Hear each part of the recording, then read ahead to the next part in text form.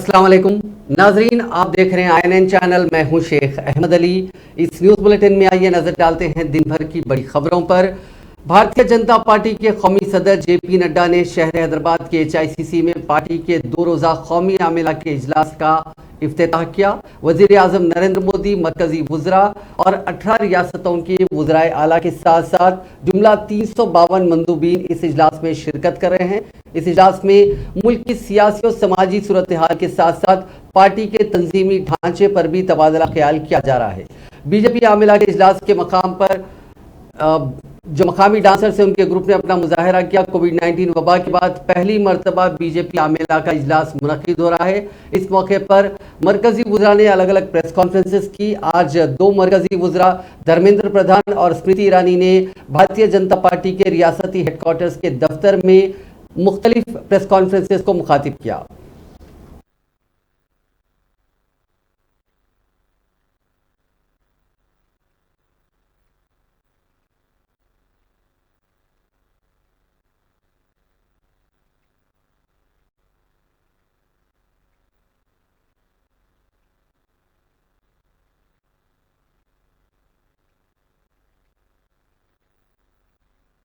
है उसका भी विशेष उल्लेख राष्ट्रीय अध्यक्ष जी के उद्बोधन में रहा। राष्ट्रीय अध्यक्ष जी ने 170 मिलियन कार्यकर्ताओं के इस परिवार में किस प्रकार से अंतर्राष्ट्रीय स्तर पर और भारत में नो बीजेपी के कार्यक्रम के अंतर्गत राजदूतों ने रुचि ली, इसका भी उल्लेख किया। आज एक तरफ कंस्ट्रक्टिव पॉलिटिक्स और नेशन बिल्डिंग को समर्पित भाजपा के कार्यकर्ताओं ने राष्ट्रीय अध्यक्ष जी के इस उद्बोधन का बढ़ चढ़कर अभिनंदन किया, तो दूसरी ओर विपक्ष की सतत कोशिश राष्ट्र को गुमराह करने के लिए, उस पर भी राष्ट्रीय अध्यक्ष जी ने विशेष गरीबों को ध्यान में रखते हुए मोदी जी ने किया, इसीलिए कार्यकारिणी ने उनको सराहना किया, उनका अप्रिशिएट किया, उनकी नेतृत्व शैली को, उनकी दूरदृष्टि को। ऐसे ही मित्रों, आज कोविड के उपरांत भी देश की फाइनेंशियल स्टैटिस्टिक्स बहुत ही उत्साहजनक हैं। 2021-22 में 8.7% की विकास दर आपके सामने है। इस बीच में देश की एक्सपोर्ट बढ़ी है, देश के अंदर FDI ज्यादा आई है, देश में अनेक ऐसे निर्णय किया गया है, GST से लेकर PLI तक। पिछले 8 साल में ऐसे अनेक इंस्ट्रूमेंट बनाया गया है जिसमें भारत आज दुनिया की 6th रोबस्ट इकोनॉमी के नाम पे स्थापित कर पाई है। और इस देश आत्मनिर्भर भारत की कल्पना प्रधानमंत्री जी ने देश के सामने रखा है। आने वाले 25 साल में, अमृत काल में, हम दुनिया की एक ताकतवर महाशक्ति के नाम पे उभरे। इसलिए जो संबंधित, जो आवश्यक अर्थनीतिक पैरामीटर्स को ठीक करना, एक चरित्र की दृष्टि से रिफॉर्मिस्ट गवर्नमेंट, डिसाइसिव गवर्नमेंट, जो विरासत हमको मिला था है, उसका भी विशेष उल्लेख राष्ट्रीय अध्यक्ष जी के उद्बोधन में रहा। राष्ट्रीय अध्यक्ष जी ने 170 मिलियन वज़ीर आज़म नरेंद्र मोदी बीजेपी की कौमी एग्जीक्यूटिव की मीटिंग में शामिल होने के लिए हफ्ते के रोज हैदराबाद पहुंच गए। इस दौरान उन्हें रिसीव करने के लिए तेलंगाना के वजीर आला के चंद्रशेखर राव मौजूद नहीं रहे। बीते 6 महीनों में ऐसा तीसरी बार हुआ जब केसीआर वजीर आजम को रिसीव करने नहीं पहुंचे। इससे पहले मई और फरवरी में भी उन्होंने वजीर आजम की आमद पर वो एयरपोर्ट पर मौजूद नहीं थे। टीआरएस हुकूमत के सिर्फ एक वजीर हवाई अड्डे पर मौजूद रहे। दूसरी तरफ पीएम के आने से कुछ ही घंटे पहले केसीआर ने अपोजिशन के सदारती उम्मीदवार यशवंत सिन्हा को रिसीव करने के लिए वो अपनी पूरी कैबिनेट के साथ हैदराबाद के बेगमपेट एयरपोर्ट पहुंचे। इस वक्त इस पूरे मामले को लेकर मरकजी वजीर धर्मेंद्र प्रधान ने तेलंगाना के वजीर आला चंद्रशेखर राव को शदीद तनकीद का निशाना बनाया। मरकजी वजीर सेहत जी किशन रेड्डी ने कहा है कि चीफ मिनिस्टर का बेटा चीफ मिनिस्टर नहीं बन सकता। बीजेपी मजबूत होती जा रही है और तेलंगाना की हुक्मरान जमात टीआरएस के कायदीन खौफजदा हैं कि उनकी कुर्सी चली जाएगी। किशन रेड्डी ने हैदराबाद में आज से शुरू बीजेपी के 2 रोजा आमिला के इजलास के मौके पर मीडिया से बात करते हुए कहा कि टीआरएस ने बीजेपी के खिलाफ इश्तेहारबाजी के लिए अवाम की रुकूमत का गलत इस्तेमाल किया है। वजीर आला केसीआर असल मौजू से हटकर सियासत कर रहे हैं। हमें रिश्वतखोरी और खानदानी सियासत नहीं चाहिए। बीजेपी में जमहूरियत है।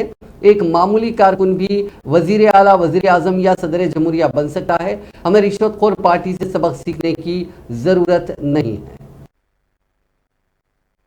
ఇంతమంది ముఖ్యమంత్రి అసహనంతో, అభద్రతా భావంతో, అహంకారంతో ప్రజల డబ్బును, ప్రభుత్వ డబ్బును దుర్వినియోగం చేసి మా మీటింగ్లకు వ్యతిరేకంగా, భారతీయ జనతా పార్టీకి వ్యతిరేకంగా, కేంద్ర ప్రభుత్వానికి వ్యతిరేకంగా హైదరాబాద్ లో మీటింగ్లు జరుగుతూ ఉంటే వాళ్ళు పెద్ద ఎత్తున హోర్డింగ్స్ పెట్టడము, కోట్ల రూపాయలు ప్రభుత్వ ధనాన్ని భారతీయ జనతా పార్టీకి వ్యతిరేకంగా కౌంటర్ చేయాలనే లక్ష్యంతో మరి అహంకారపూరితంగా కోట్ల రూపాయలు ఖర్చు పెడుతున్నటువంటి దౌర్భాగ్యమైనటువంటి పరిస్థితి దేశంలో గతంలో ఏ పార్టీ కూడా మీటింగ్లు అవుతున్నప్పుడు వేరే పార్టీల వాళ్ళు ఈ రకంగా అడ్డుకునేటువంటి ప్రయత్నం, తప్పుడు ప్రచారం చేయాల్సినటువంటి ప్రయత్నం చేయలేదు. దేశవ్యాప్తంగా ఇంతమంది ముఖ్యమంత్రులు వస్తూ ఉంటే, దేశవ్యాప్తంగా ఇన్ని రాష్ట్రాలకు సంబంధించినటువంటి మంత్రులు వస్తూ ఉంటే, ప్రధానమంత్రి స్వయంగా వస్తూ ఉంటే మీకు స్వాగతం పలికేటువంటి సాంప్రదాయం లేకపోతే ప్రజలు అసహించుకునే విధంగా టీఆర్ఎస్ పార్టీ రోజు వ్యవహారం చేస్తుంది. మీకు ఇష్టం లేకపోతే మీరు ఇంట్లో ఉండండి, మీ ఆఫీస్లో ఉండండి, టీఆర్ఎస్ భవన్లో ఉండండి. కానీ ఈరోజు భారతీయ జనతా పార్టీ ప్రధానమంత్రి వెళ్ళే దారిలో, ముఖ్యమంత్రులు వచ్చే దారిలో, మీటింగ్ జరిగే ప్రాంతంలో ఇంత పెద్ద ఎత్తున ఫ్లెక్సీలు పెట్టి బీజేపీ కట్టినటువంటి ఫ్లెక్సీలు తొలగించి ఈరోజు వాళ్ళ ఫ్లెక్సీలు పెడతా ఉన్నారు. మీకు తెలుసు, ఢిల్లీలో ధర్నా చేస్తే మా కార్యకర్త, ఒక కార్యకర్త ఎవరో మాకు తెలియకుండా ఫ్లెక్సీలు కడితే మొత్తం టీఆర్ఎస్ వాళ్ళు, కేసీఆర్ గారు ఢిల్లీలో ఆయన ధర్నా చేస్తున్నప్పుడు మరి ఈరోజు ఇంగిత జ్ఞానం ఆ రోజు తీసినటువంటి టీఆర్ఎస్ పార్టీ నాయకత్వానికి, ఆ రోజు ఢిల్లీలో ఉన్నటువంటి ఇంగిత జ్ఞానం ఈరోజు హైదరాబాద్ లో లేదా? ఇంత పెద్ద మంత్రులు, ముఖ్యమంత్రులు, ప్రధానమంత్రి, పార్టీ నాయకత్వం వస్తే ఈరోజు తెలంగాణ ప్రజలు ఎంతో పెద్ద మనసుతో స్వాగతం పలుకుతా ఉన్నారు. పండుగ వాతావరణం జరుగుతూ ఉన్నది, మంచిగా జరగాలని కోరుకుంటున్నారు. కానీ ఈ రకంగా కేసీఆర్ వాళ్ళ కుటుంబము ఉదయం లేస్తే సాయంకాలం వరకు, కేటీఆర్ అయితే చాలా మంది అనుకున్నారు నేను చదువుకున్నవాడు, అసహనంతో, అభద్రతా భావంతో,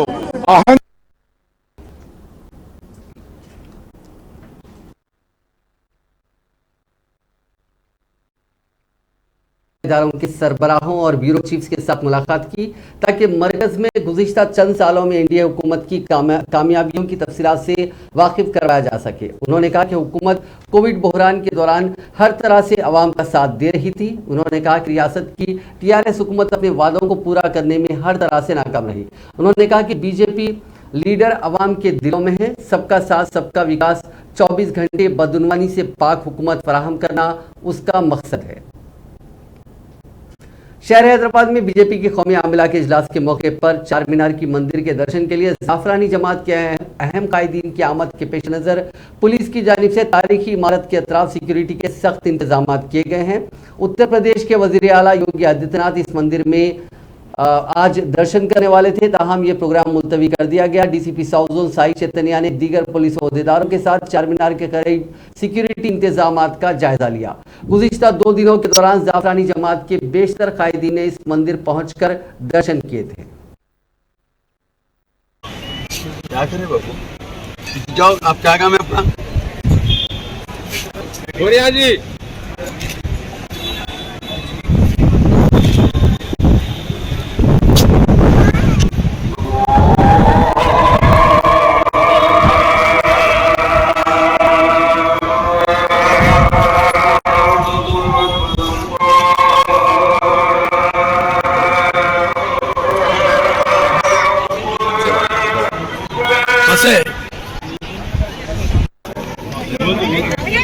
और मैं माता जी के चरणों में प्रार्थना किया हूँ कि माता जी मुझे बार बार दर्शन के लिए बुलावें, पूरे देश को दर्शन के लिए बुलावें, और जो हमारे तेलंगाना राज्य के लोग हैं उन्हें भी उत्तर प्रदेश में जो तमाम हमारे जो तीर्थ स्थल है, चाहे अयोध्या, मथुरा, काशी, प्रयागराज, वहाँ वो आवे, हम उनके स्वागत के लिए तैयार। आपसे पुराने शहर में खासकर भाग्यलक्ष्मी मंदिर मतलब बीजेपी के लिए कितना अहम हो चुका है? राजनीतिक तौर पर जो भी बड़े कोई बीजेपी नेता आते हैं यहाँ जरूर आते। ये तो माता जी का मंदिर है और माता जी के पास तो हर पुत्र, हर संतान उनकी जा सकता है और हर देशवासी, हर बच्चा उनकी संतान स्वरूप है। मैं तो जीवन में बहुत बार चाहता था, लेकिन प्रथम बार आज दर्शन किया हूँ। तो माँ तो दर्शन के लिए जब बुलाती है तभी कोई आ पाता है। तो बीजेपी के हैं चाहे वह किसी अन्य दल के होंगे, लेकिन माँ के चरणों में प्रार्थना करने का अधिकार सभी को है। मैं एक माँ के भक्त के रूप में माँ के चरणों में प्रणाम करने और आशीर्वाद मांगने के लिए आया था। क्या सच है? उत्तर प्रदेश के चीफ मिनिस्टर योगी आदित्यनाथ हैदराबाद के तारीखी इमारत चारमीनार से मुतसिल भाग्यलक्ष्मी मंदिर का इतवार को दर्शन करेंगे। एमएलए राजा सिंह ने बताया कि योगी आदित्यनाथ आज हफ्ते को ही मंदिर का दर्शन करने वाले थे, लेकिन पार्टी ने वर्किंग ग्रुप के इजलास में शिरकत के बाद ही बाहर के प्रोग्रामों में शिरकत के अहकाम जारी किए, जिसके पेश नज़र योगी कल भाग्यलक्ष्मी का मंदिर का दौरा करेंगे। राजा सिंह ने कहा कि पुराने शहर के लोग योगी की आमद का बेसब्री से इंतजार कर रहे हैं। నేషనల్ ఎగ్జిక్యూటివ్ మీటింగ్ కి ప్రతి ఒక్క అధికారి, ప్రతి ఒక్క ముఖ్యమంత్రి ఫస్ట్ ఈ మీటింగ్ ని అటెండ్ చేయాలని ఒక ఆదేశం ఉంది. ఆ ఆదేశం ప్రకారమే ఇవాళ యోగి ఆదిత్యనాథ్ గారు ఫస్ట్ అయితే ఎయిర్పోర్ట్ నుంచే భాగ్యలక్ష్మి టెంపుల్ వెళ్ళాలని ఒక షెడ్యూల్ ఉండే, కానీ షెడ్యూల్లో కొద్ది చేంజ్ అయ్యి డైరెక్ట్ బేగంపేట్ ఎయిర్పోర్ట్ నుంచి నోవోటల్ వస్తారు, నేషనల్ ఎగ్జిక్యూటివ్ మీటింగ్ అటెండ్ చేస్తారు. ఇవాళ సాయంత్రం షెడ్యూల్ ఫిక్స్ అవుతుంది. రేపు భాగ్యలక్ష్మి టెంపుల్ ఇప్పుడు దర్శనం చేస్తారు. అంటే గతంలో కూడా యోగి ఆదిత్యనాథ్ గారు ఓల్డ్ సిటీలో మున్సిపల్ కార్పొరేషన్ ఎలక్షన్ సమయంలో కూడా వచ్చినారు, అక్కడ మీటింగ్ కూడా చేసుకున్నారు. ఆ సమయంలో కొద్ది మిస్ అయినారు దర్శనం గురించి. మళ్ళా డాక్టర్ లక్ష్మణ్ గారు, మురళీధర్ రావు గారు, మేము యోగి గారికి కలిసిన తర్వాత ఒక రిక్వెస్ట్ చేసిన, మీరు హైదరాబాద్ కి నెక్స్ట్ ఎప్పుడైనా వస్తే భాగ్యలక్ష్మి అమ్మవారి దర్శనం చేసుకోవాలి. ఎందుకంటే అక్కడ మాట ఇచ్చినాం, మాట ఇచ్చి అమ్మవారికి మాట ఇచ్చిన తర్వాత ఎట్టి పరిస్థితుల్లో దర్శనం చేసుకోవాలని చేసుకుంటే బాగుంటుందని అప్పుడు అంటే యోగి గారు అన్నారు, నేను ఎప్పుడైనా హైదరాబాద్ తెలంగాణ వస్తే बीजेपी के कौमी आमिला इजलास में शिरकत के लिए आने वाले मरकजी वजीर संजीव कुमार बालियान को उस वक्त परेशानी का सामना करना पड़ा जब उन्हें वो गेस्ट हाउस में मुखफिल मिला जहां उन्हें ठहराया गया था। इत्तलात के मुताबिक संजीव कुमार बालियान को मेदक हल्के का दौरा करना था, जहां बीजेपी कायदीन ने उनके क़याम के लिए मकामी आरएनबी गेस्ट हाउस बुक करवाया था। ताहम जब संजीव बालियान बीजेपी कायदीन और कारकुनों के साथ गेस्ट हाउस पहुंचे तो आरएनबी गेस्ट हाउस मुखफिल पाया गया। इस सिलसिले में अहदेदारों के आने तक मरकजी वजीर और बीजेपी के दीगर कायदीन को आधे घंटे तक गेस्ट हाउस के बाहर ही इंतजार करना पड़ा। बीजेपी के कौमी आमिला इजलास में शिरकत के लिए वज़ीर आज़म नरेंद्र मोदी के हैदराबाद पहुंचने के मौके पर एचआईसीसी पर कुछ देर के लिए कशीदगी पैदा हो गई। यूथ कांग्रेस के कायदीन ने एचआईसीसी का घेराव करने की कोशिश की, ताहम पुलिस ने उन्हें हिरासत में ले लिया। कांग्रेस कायदीन ने वहां पहुंचने वाले वज़ीर दाखिला अमित शाह के काफिले के रास्ते में रुकावट खड़ी करने का मंसूबा बनाया था, ताहम चौकस पुलिस ने कांग्रेस कायदीन की इस कोशिश को नाकाम बना दिया।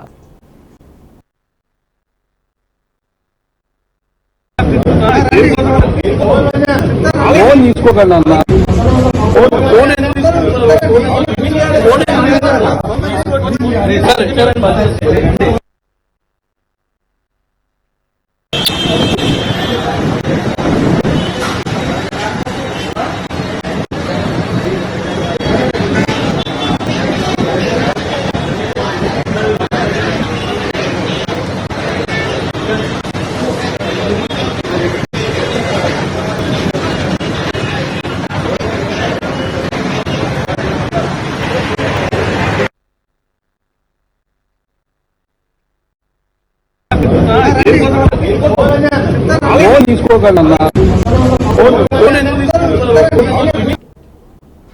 बीजेपी के 2 रोजा कौमी आमिला के इजलास के मौके पर रियासत की हुक्मरान जमात टीआरएस की जानिब से बाय बाय मोदी रैली निकाली गई। पुराने शहर हैदराबाद के तारीखी चारमीनार से ये रैली निकाली गई, जिसमें बरसर इख्तिदार जमात के हल्के बहादुरपुरा से ताल्लुक रखने वाले कारकुनों ने शिरकत की।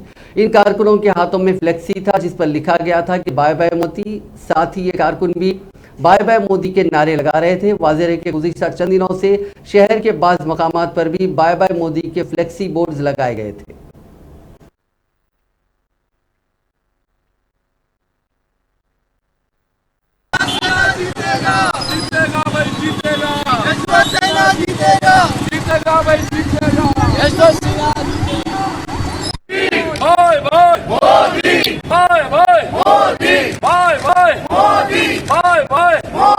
भाई पीछे था जी।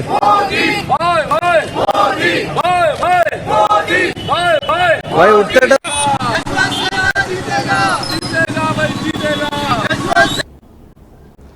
वज़ीर आला चंद्रशेखर राव और रियासती वज़रा ने अपोजिशन के मुत्तहदा सदारती उम्मीदवार यशवंत सिन्हा का हैदराबाद में इस्तकबाल किया। क़ब्ल-अज़ीम शहर हैदराबाद में बीजेपी के कौमी आमिला के इजलास के मौके पर रियासत की हुक्मरान जमात टीआरएस की जानिब से बड़े पैमाने पर रैली निकाली गई। ये रैली वज़ीर आज़म मोदी की आमद से पहले निकाली गई। उम्मीदवार यशवंत सिन्हा के इस्तकबाल के लिए ये बड़े पैमाने पर बेगमपेट एयरपोर्ट तक रैली निकाली गई। बरसर इख्तिदार जमात के कायदीन और कारकुनों ने वज़ीर आज़म मोदी की बीजेपी की जानिब से लगाई गई तस्वीर के पास ही टीआरएस के कायदीन की तस्वीर लगाई। बाद यशवंत सिन्हा वज़ीर आला के हमरा रैली की शक्ल में जल विहार पहुंचे, जहां उन्होंने एक मीटिंग से खिताब किया।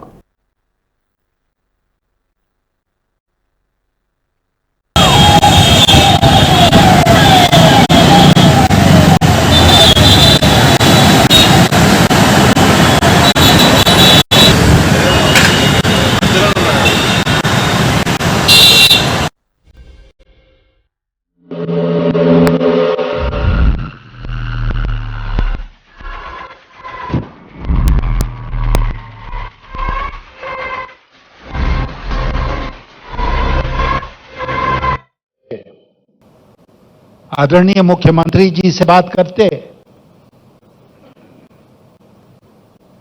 कि हमारी ये सोच है, आपकी क्या सोच है, कैसे सर्वानुमति बनाई जाए। लेकिन उन्होंने ऐसा नहीं किया, और इसलिए ऐसा नहीं किया कि वो सर्वानुमति में, कंसेंसस में विश्वास करते ही नहीं है। वो विश्वास करते हैं कॉन्फ्रंटेशन में, टकराव की राजनीति पर चलना चाहते हैं। वो अपमानित करना चाहते हैं दूसरे लोगों को, और इसीलिए उनके डिक्शनरी में कंसेंसस नाम का शब्द ही नहीं है।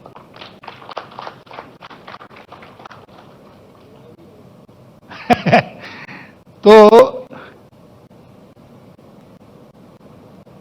मैं आपसे पूछना चाहता हूं, एक बहुत ही प्रगतिशील और बड़े प्रदेश के आप प्रतिनिधि हैं, क्या हमारे देश में यही चलेगा? क्या एक तरफा सब कुछ होगा? क्या दूसरे की इस देश में दूसरे का की कोई इज्जत नहीं रहेगी?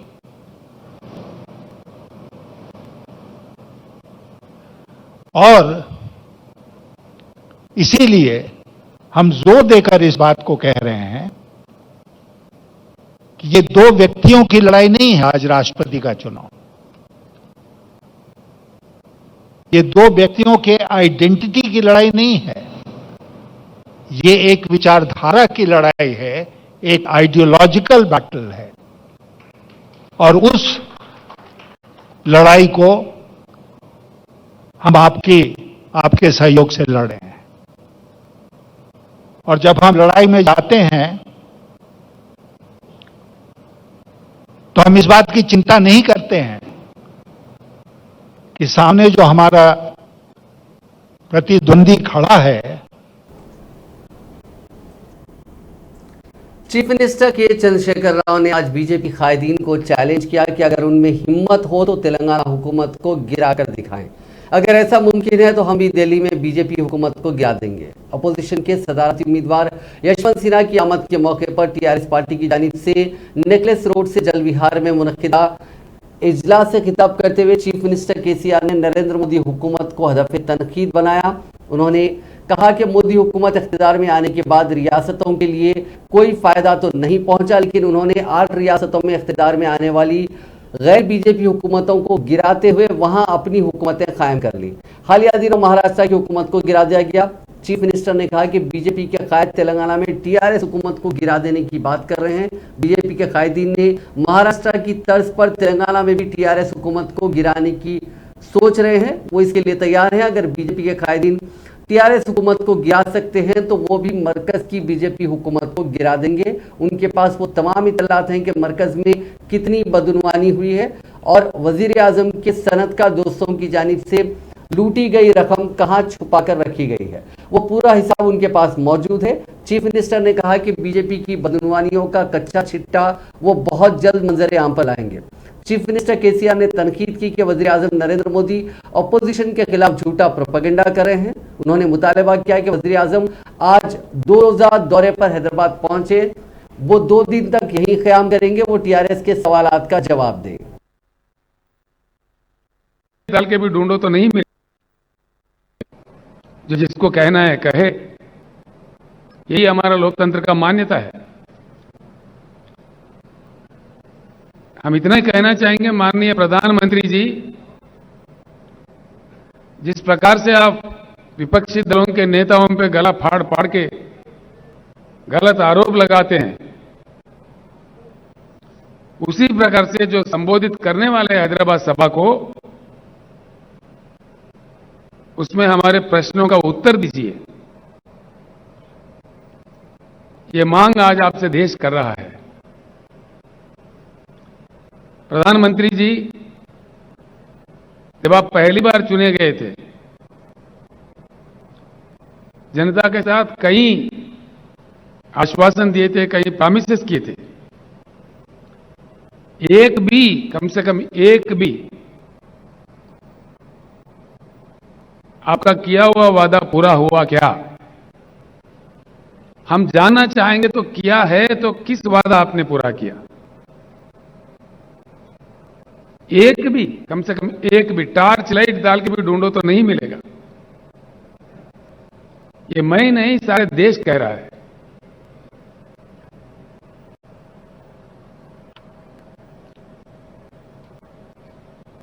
आप समझते हैं आपसे बड़ा बुद्धिशाली कोई है ही नहीं, ठीक बात है। किसानों के बारे में, जो हमारे देश का बहुत बड़ा हिस्सा है, देश के अन्नदाता है,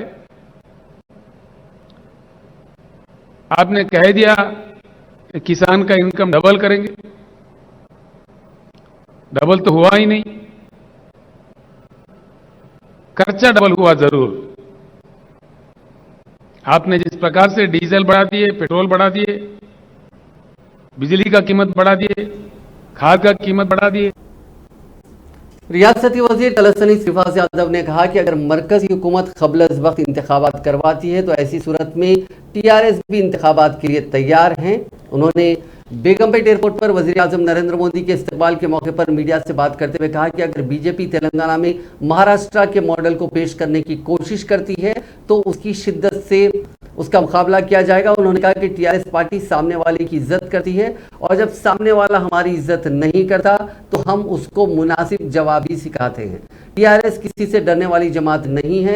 श्रीनिवास यादव ने बेगमपेट एयरपोर्ट पर वजीर आजम का इस्तकबाल करने के लिए चीफ मिनिस्टर केसीआर की गैर हाजिरी से मुतालिक पूछे गए एक सवाल का जवाब देते हुए कहा कि वो हुकूमत के नुमाइंदे के तौर पर वजीर आजम का इस्तकबाल करने के लिए आए हैं, इसके लिए चीफ मिनिस्टर को आने की जरूरत नहीं है। उन्होंने कहा कि ग्रेटर हैदराबाद म्युनिसिपल कॉर्पोरेशन कवायद की खिलाफ वर्जी करने वाली जमातों पर जुर्माने आयद करती है। साबिक में भी टीआरएस की प्लेनरी इजलास के दौरान जगह जगह फ्लेक्सी बैनर लगाने पर जीएचएमसी ने टीआरएस पार्टी के कई कायदीन पर जुर्माने आयद किए थे। उन्होंने कहा कि हैदराबाद में मुनक्किद होने वाली बीजेपी की आमिला के इजलास में बीजेपी के कायदीन हैदराबाद को सयाह के तौर पर आ रहे हैं और यहाँ की तरक्की और फलाही कामों को देखकर वापस होंगे। उन्होंने कहा कि अपोजिशन के उम्मीदवार यशवंत सिन्हा की हैदराबाद आमद के मौके पर टीआरएस पार्टी ने रैली का एहतमाम किया। ये तो सिर्फ एक नमूना था, मुस्तकबिल में इससे कई बड़ी रैलियां निकाली जाएंगी। పార్టీలు వాళ్ళ నేషనల్ కౌన్సిల్ మీటింగ్ చెప్పండి ఏమడుగుదాం అనుకుంటున్నారు? మామూలుగా ఒక స్టేట్ రిప్రజెంటేటివ్ గా రిసీవ్ చేసుకోవడం మన ధర్మం, దాని ప్రకారం రిసీవ్ చేసుకోవడమే. రాకపోవడాన్ని బీజేపీ తప్పుపడుతుంది కదా. ఇప్పుడు నేను ఏమంటే ప్రోటోకాల్ లోపల ముఖ్యమంత్రి గారు కంపల్సరీ అనేది ఇక్కడ లేదు. ఆ రాష్ట్రానికి సంబంధించిన రిప్రజెంటేటివ్ అంటే క్యాబినెట్ లో ఉన్నటువంటి రిప్రజెంటేటివ్ రిసీవ్ చేసుకోవచ్చు. రెండోది మర్యాద అనేది ఇచ్చిపుచ్చుకునే ధోరణిలో మర్యాద ఉంటుంది. హైదరాబాద్ మున్సిపల్ ఎలక్షన్లు జరుగుతున్నప్పుడు భారత్ బయోటెక్ ఆయన విజిట్ చేసినప్పుడు ఆయనకు ప్రోటోకాల్ అవసరం లేదు, ముఖ్యమంత్రి గారు అవసరం లేదు. అంతకుముందు ఆయన అనేక సందర్భాలలో హైదరాబాద్ వచ్చినప్పుడు సీఎం గారు వెళ్ళిండ్రు, రిసీవ్ చేసుకుంటూ మీరు అందరూ చూసారు. అది అక్కడి నుంచే జరుగుతున్నటువంటి పరిణామాలు. కాబట్టి ఇక్కడ తప్పు పట్టడానికి ఏం లేదు, అది ప్రధానంగా ఉన్నటువంటి అంశం. ఇంకా యశ్వంత్ సిన్హా గారు భారత రాష్ట్రపతి అభ్యర్థి. విపక్షాలకు సంబంధించినటువంటి పార్టీలు వారికి సపోర్ట్ చేస్తున్నాయి. అట్లా టీఆర్ఎస్ పార్టీ కూడా एनफोर्समेंट डायरेक्टरेट ने टीआरएस अपने पार्लियामेंट व लोकसभा में टीआरएस के पार्टी लीडर नमा नागेश्वर राव की मिल्कियत वाली कंपनी की जायदादों को खुद कर दिया है। बताया गया कि नमा नागेश्वर राव की मिल्कियत वाली मधुकॉन ग्रुप कंपनी के खिलाफ इल्जाम है कि उसने रांची जमशेदपुर हाईवे की तामीर के नाम पर बैंक से 10 करोड़ 30 लाख रुपए का कर्ज हासिल करते हुए उस रकम को दीगर मकासद के लिए इस्तेमाल किया। इसके लिए मधुकॉन ग्रुप ने दीगर 6 फर्जी कंपनियों का सहारा लिया था। ये कंपनियां नागेश्वर राव के अलावा नमा सीता की मिल्कियत वाली बताई गई। इस केस में एनफोर्समेंट डायरेक्टरेट ने 96 करोड़ 21 लाख मालियत के असासों को खुर्द कर दिया, जिनमें हैदराबाद, बंगाल, विशाखापट्टनम, प्रकाशम और कृष्णा अजला में पाए जाने वाली मधुकॉन कंपनियों की 88 करोड़ 85 लाख की अराजियात और मधुकॉन कंपनी के 7 करोड़ 36 लाख के शेयर्स और दीगर असासे शामिल हैं। उस्मानिया यूनिवर्सिटी में तुलबा के लिए सिविल सर्विसेज एकेडमी का क़याम अमल में लाया जा रहा है। यूनिवर्सिटी के vice chancellor professor D Ravinder Yadav ने बताया कि दही इलाकों से आने वाले तुलबा को भी सिविल सर्विसेज में हौसला अफजाई करने के लिए तमाम तर सहूलियात के साथ उस्मानिया यूनिवर्सिटी के तुलबा के लिए सिविल सर्विसेज एकेडमी शुरू की जा रही है। उन्होंने बताया कि यूनिवर्सिटी की जानिब से इस सिलसिले में तुलबा को एक नारा भी दिया जा रहा है कि वो एक तालिबे इल्म की हैसियत से यूनिवर्सिटी में दाखिला ले और एक सिविल सर्वेंट की हैसियत से यूनिवर्सिटी से रुखसत हो। अब आखिर में नजर डालते हैं कुछ जराइम से जुड़ी खबरों पर। पुराने शहर के इलाके काला पत्थर में एक शीरख्वार बच्चे की वाटर सम्प में गिरने के नतीजे में मुश्तबा हालत में मौत हो गई। तफसीलात के मुताबिक याकुतपुरा यसरफ नगर के रहने वाले शेख समीर की अहलिया अपने शीरख्वार बच्चे के साथ, जिसकी उम्र 8 माह था 12 माह के दरमियान बताई गई है, अपने वालिदैन के मकान मक्का कॉलोनी का पत्थर गई हुई थी। कल रात बच्चा हादसाती तौर पर वाटर सम्प में गिर पड़ा। उसे फौरी घर वालों ने इलाज के लिए हॉस्पिटल मुंतकिल किया, जहां लड़का जानबर ना हो सका। शीरख्वार की नाश को घर वालों ने याकुतपुरा मुंतकिल कर दिया। इतला मिलते ही काला पत्थर पुलिस ने याकुतपुरा पहुंचकर मकामी पुलिस के साथ मिलकर नाश को उस्मानिया जनरल हॉस्पिटल के मुर्दाखाना मुंतकिल किया, ताकि मौत की वजूहात का पता चलाने के लिए पोस्टमार्टम करवाया जा सके। काला पत्थर पुलिस ने इस मामले में मुश्तबा मौत का मुकदमा दर्ज करके तहकीकात का आगाज कर दिया। नाजरीन, इस न्यूज बुलेटिन में बस इतना ही। आप देखते रहिए INN चैनल।